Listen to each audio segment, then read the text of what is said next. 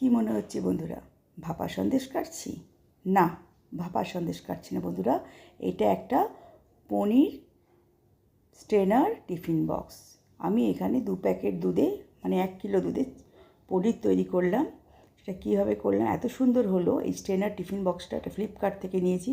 কোনো professional video নয়, ভালো লাগলো, সুবিধা পেয়েছি তাই আমি তোমায় দেখাচ্ছি। আমি পনির ঘরে বানিয়ে খাই।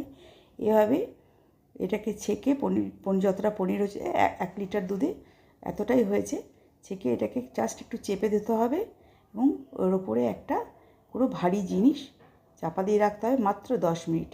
এর বেশি রাখলে পনিরের মধ্যে থেকে পনিরটা শুকনো হয়ে যাবে, খটখটে। এটা পনির তৈরি করার প্রসেস, টিফিন বক্সের প্রসেস না। দেখো টিফিন বক্স থেকে সহজে কী সুন্দর শেপে পনির উঠে এলো। আমি আগে কাপড়ে করতাম, সাদা কাপড়টা একটা, সেই কাপড়টা থেকে এটা অনেক গুণ খুব সুবিধে হয়েছে, খুব ভালো হয়েছে। এভাবে পনির তৈরি করে মনেই হবে না যে বাইরে শেপের জন্য গন্ডগোল লাগতো আমার, কিন্তু সেই শেপের প্রবলেমটা আমার আর রইল না।